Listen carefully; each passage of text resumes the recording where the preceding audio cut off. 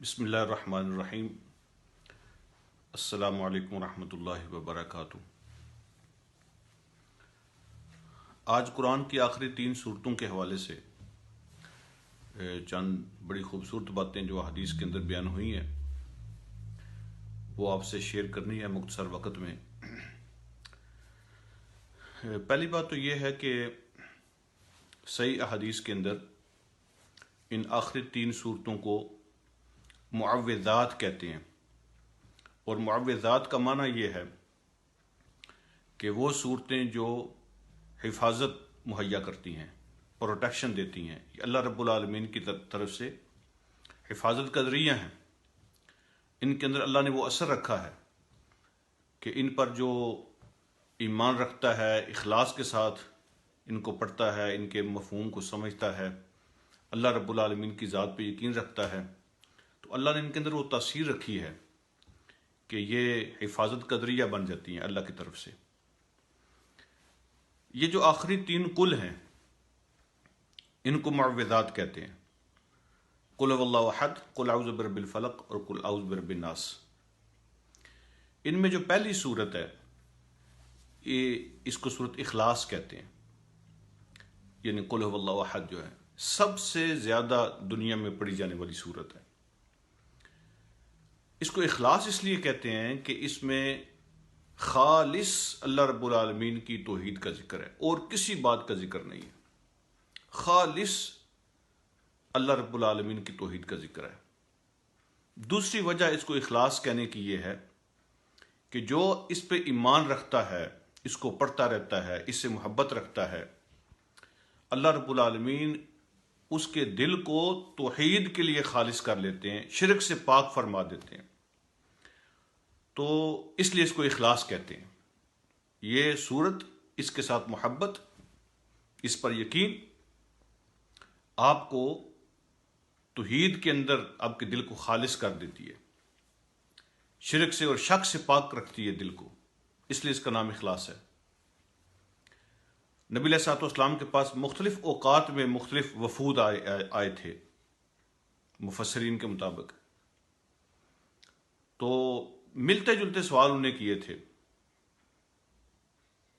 کہ ہمیں پتہ ہے انسان جو ہے وہ اس کی ابتدا مٹی ہے، شیطان آگ سے بنا ہے، فرشتے نور سے بنے ہیں، آسمان پہلے دھواں تھا پھر اس سے آسمان بنا ہے، زمین پانی تھی جاگ تھی اس سے پھر زمین بن گئی ہے، تو یہ چیزیں جس چیز سے بنی، آپ یہ بتائیے کہ اللہ رب العالمین کی ذات کی ابتدا کیا ہے، وہ کس چیز سے بنے ہیں، پھر اللہ رب العالمین کا نسب بیان کریں، اللہ کا نسب بیان کریں، اس کا خاندان بیان کریں، اس کے بیوی بچوں کے بارے میں بتائیں کوئی، تو اس کے وارث کون ہوں گے اس کے بارے میں کوئی بتائیں، تو اللہ رب العالمین نے یہ صورت نازل فرمائی، خالص توحید کا اس میں ذکر کیا۔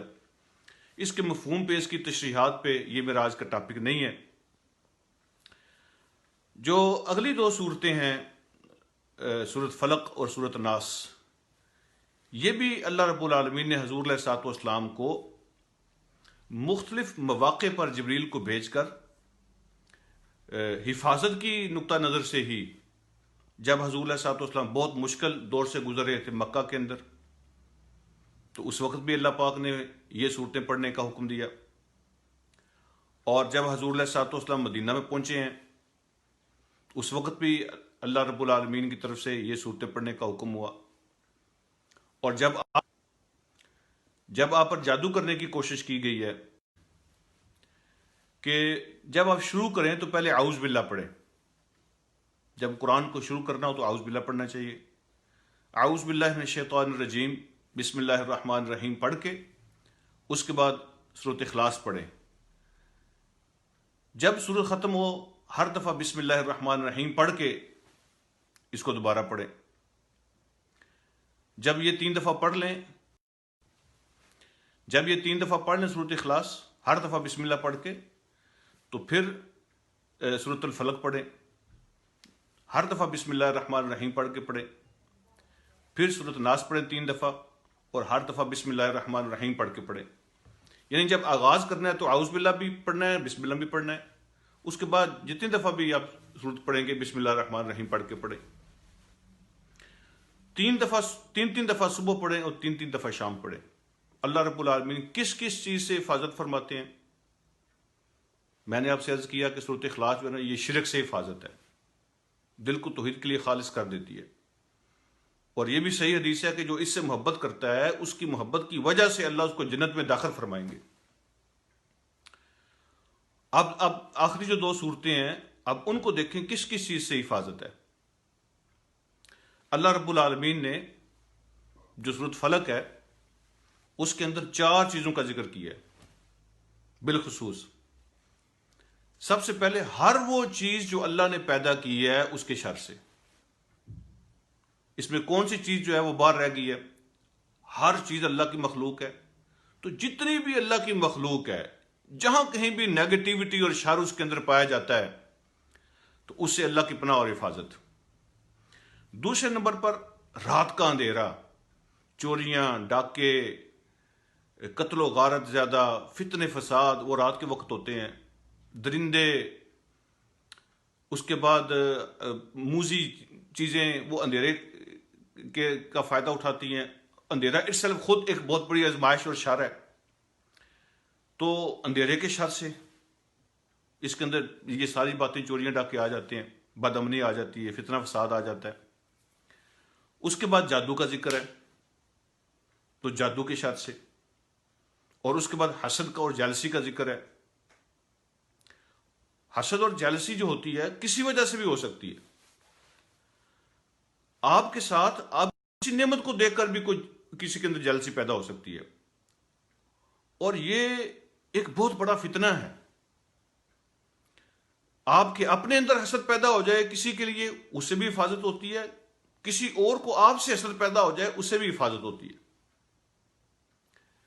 اور پھر جو سورۃ ناس ہے اس میں اس کائنات کی سب سے بڑی بیماری، اس کائنات کی سب سے بڑا اس کا شر جس کا کوئی بندہ مقابلہ کر ہی نہیں سکتا تو وہ ہے شیطان.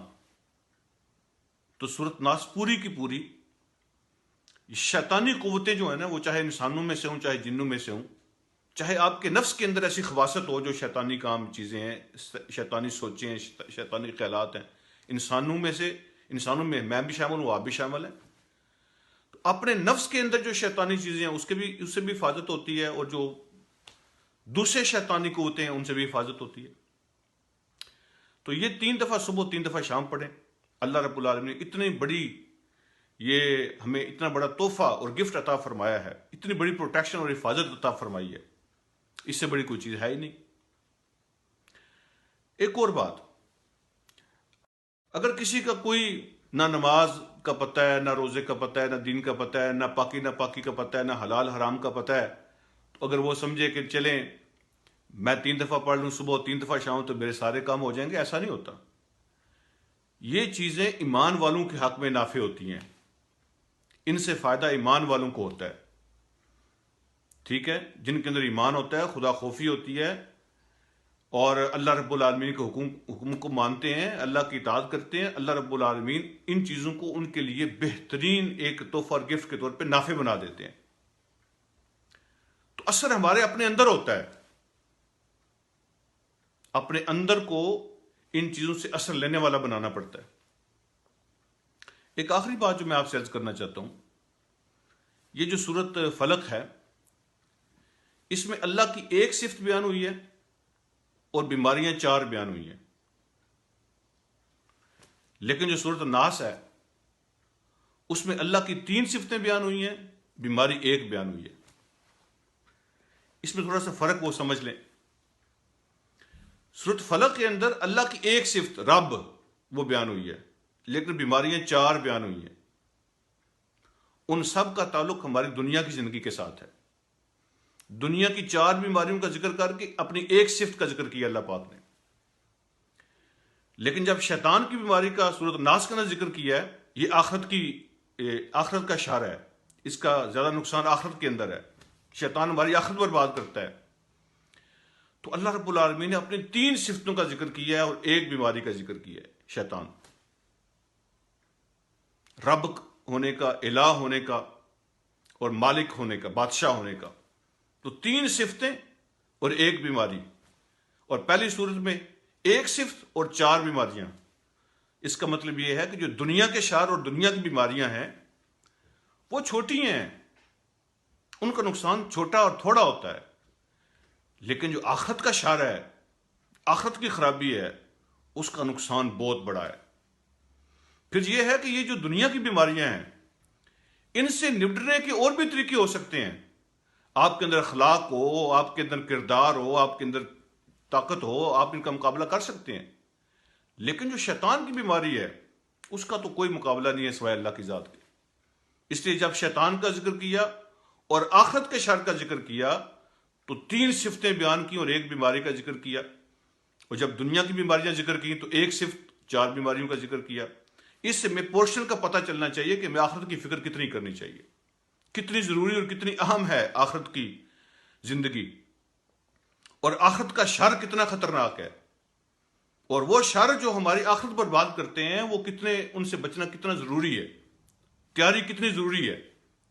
اللہ رب العالمین مجھے اور آپ کو ایمان کی قوت، توحید کے اندر اخلاص اور اللہ رب العالمین کے ساتھ تعلق مضبوط اور مستحکم یہ نصیب فرمائے، اور ہم سب کی ہر قسم کے شر سے حفاظت فرمائے۔ السلام علیکم ورحمۃ اللہ وبرکاتہ۔